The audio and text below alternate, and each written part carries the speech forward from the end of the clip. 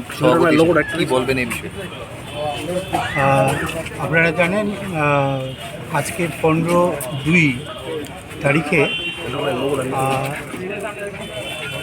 PCA apex council এবং office বেয়ারের নির্বাচনের জন্য হাইকোর্টের একটা নির্দেশ ছিল। সেই নির্দেশ অনুযায়ী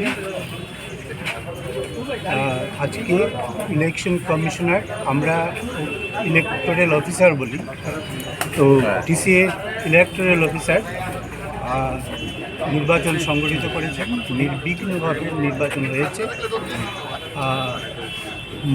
মোট ভ্যালিড ভোটার ছিলেন 30 জন ইলেকটোরাল রোলে, তার মধ্যে 28 জন টার্ন আপ করেছেন এবং এই 28টি ভোটের মধ্যে সবগুলি ভোটই ভ্যালিড হয়েছে এবং তার থেকে আমরা 23-5 ভোটে জয়লাভ করেছি। তো এই জয়লাভ আসলে টিসিএর যে সুসংহত অর্গানাইজেশন করা, টিসিএর স্বার্থ রক্ষা করে, ক্রিকেট স্বার্থ রক্ষা করে, ক্রিকেটের ডেভেলপমেন্ট চিন্তা করে যে চিন্তাটা রয়েছে সবার মনে, তারই জয়।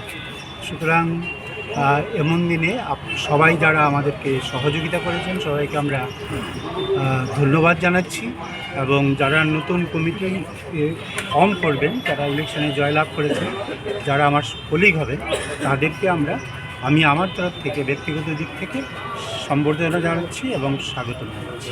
এই কমিটি ক্রিকেটকে এগিয়ে নিয়ে যেতে কী কী পদক্ষেপ নেবে আগামীতে? ক্রিকেটকে এগিয়ে নিয়ে যেতে যে পদক্ষেপগুলি হবে তার মেইনলি হচ্ছে, আমরা একটা জিনিস লক্ষ্য করেছি এবার, যে আমাদের যে রঞ্জি টুর্নামেন্টগুলো হয়েছে তার মধ্যে আমাদের মেয়েদের টিম এবং ছেলেদের টিম সত্যি ভালো রেজাল্ট করেছে, আগের থেকে অনেক ভালো করেছে এবং আমরা দেখেছি যে এই টিম দুটো সারা ভারতবর্ষে সবার নজর কেড়েছে এবং অনেকেই আমাদেরকে জানাচ্ছে যে ভালো, ত্রিপুরা বেশ এগিয়ে যাচ্ছে। এখন কথা হচ্ছে যে আমাদের তারপরেও এগিয়ে যাওয়ার লক্ষণটা থাকলেও আমরা কিন্তু ন্যাশনাল লেভেলে এখনও ঠিকভাবে প্রতিষ্ঠা পাইনি। সেটা করার জন্য খুব সুসংহতভাবে ভেবে চিন্তে কোচিং এবং রেগুলার প্র্যাকটিস এগুলো ভালো করে অর্গানাইজ করে আমাদেরকে এগিয়ে যেতে হবে, সেটা আমরা প্রায়োরিটি দেবো। তারপরে যে ইনফ্রাস্ট্রাকচারের ক্ষেত্রে, ইনফ্রাস্ট্রাকচার আমরা অনেকটা করেছি, এবছরও করেছি। আবার ইন্টারন্যাশনাল স্টেডিয়ামটা আমরা খুব তাড়াতাড়ি শেষ করার চেষ্টা করব। মাঠটা প্রায় কমপ্লিট হয়েছে, মাঠ খেলার উপযুক্ত হয়েছে। এখন দুটো স্টেজের গ্যালারিও কমপ্লিট হয়েছে, কিন্তু ওই ফিনিশিং ওয়ার্কগুলো বাকি রয়েছে। মাঠটাতে আমরা এবার খেলা শুরু করার চেষ্টা করব, আর গ্যালারিটা কমপ্লিট হতে আরও 1 বছর লাগবে।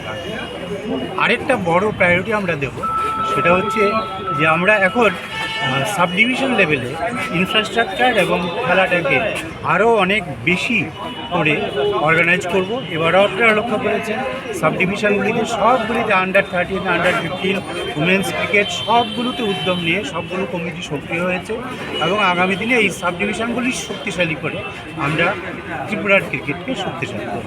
Thank you.